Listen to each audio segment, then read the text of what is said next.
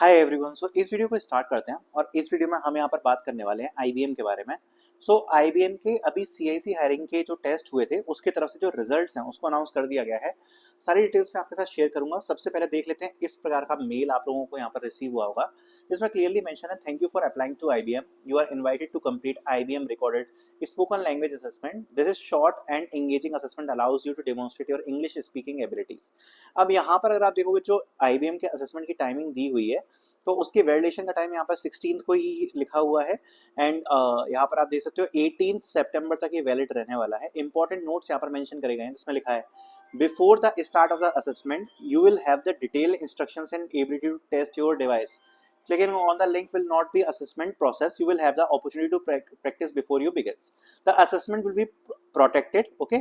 And यहाँ पर आप कोई भी आर्टिफिशियल इंटेलिजेंस या बाकी की जो रिक्रूटर वगैरह है वो सारी चीजें रिव्यू की जाएंगी, तो आप चीटिंग नहीं इसमें कर पाओगे, अदरवाइज आपको रिजेक्ट कर दिया जाएगा। कुछ काफी सारी डिटेल्स भी हैं जो मुझे शेयर करनी है related to the previous round and all, cut off किन बच्चों को रिसीव हुआ है, बाकी बच्चों का क्या, तो उन सब की भी चीजों को मैं एक बार आपके साथ डिस्कस कर लेता हूँ।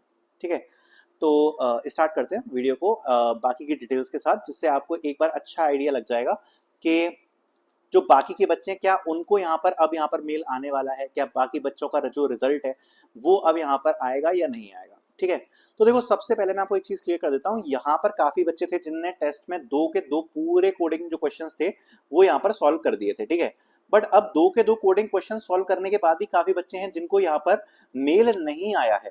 तो अब वो बच्चे ये पूछ रहे हैं कि हमने तो 2 के 2 पूरे कोडिंग क्वेश्चन सॉल्व कर दिए, बट अभी भी हमें जो ये आईबीएम की तरफ से जो टेस्ट है वो अभी हमें नहीं रिसीव हुआ। ठीक है, अब देखो प्रॉब्लम क्या है ना वो भी मैं आपको समझा देता हूँ। एक्चुअली देखो जो रिजल्ट्स है आप उसको मैक्सिमम आज या कल तक, आप मान लो कि कल तक का जो आपका डेट है तब तक आपके जो रिजल्ट्स हैं वो यहाँ पर अनाउंस किए जाएंगे। ठीक है, तो एक दिन आप और मान लो कि कल तक जो आपके रिजल्ट्स हैं वो शायद और अनाउंस किए जा सकते हैं, बट उससे ज्यादा तो शायद आईबीएम नहीं खींचती, बिकॉज अगर आपने देखा होगा तो जो टेस्ट थे वो भी एक साथ ही हुए थे यहाँ पर, इसलिए जो रिजल्ट्स है वो ज्यादा लेट तक नहीं होते हैं, तो मैक्सिमम तो बच्चों को आज ही आएंगे।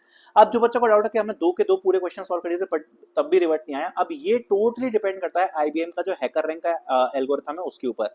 बिकॉज हैकर रैंक का एल्गोरिथम बहुत ज्यादा स्ट्रिक्ट है और उसको अगर कहीं से भी ऐसा लगता है कि थोड़ी बहुत भी चीज कॉपिंग है या चीटिंग हुई हुई है तो वो रिजेक्ट कर देता है। अब इसमें आप थोड़ा सा लक फैक्टर भी बोल सकते हो, बट काफी बच्चे ऐसे जिन्होंने 2 के 2 कोडिंग क्वेश्चन सॉल्व किए थे उनको ये वाला मेल आ गया।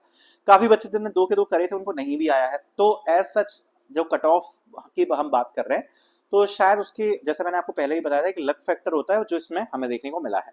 बाकी आईबीएम स्पोकन इंग्लिश टेस्ट के बारे में बात करें तो यहाँ पर रीडिंग का सेगमेंट आपको देखने को मिल सकता है। ये मैं सारे सेगमेंट्स बता रहा हूँ जो आपको देखने को मिल सकते हैं। अब रीडिंग में क्या होगा, आपका रीडिंग पैराग्राफ हो सकता है या पैराग्राफ रिलेटेड क्वेश्चंस हो सकते हैं जो आपको पढ़ के यहाँ पर आंसर देने हो, या स्टोरी रीटेलिंग हो सकती है, तो आप स्टोरी पढ़ोगे और स्टोरी को आप रीटेल कर रहे होगे, या आपके रीडिंग एंड रिपीटिंग वाले क्वेश्चंस भी आपको देखने को मिल सकते हैं। स्पीकिंग है तो स्पीकिंग में क्या होता है, स्पीकिंग में बेसिकली आपको कुछ टॉपिक्स वगैरह दिए जाएंगे और उस टॉपिक पर आपको बोलना पड़ेगा, थोड़ा बहुत आपको थिंकिंग का टाइम मिलेगा, तो इस प्रकार के क्वेश्चंस यहाँ पर होते हैं।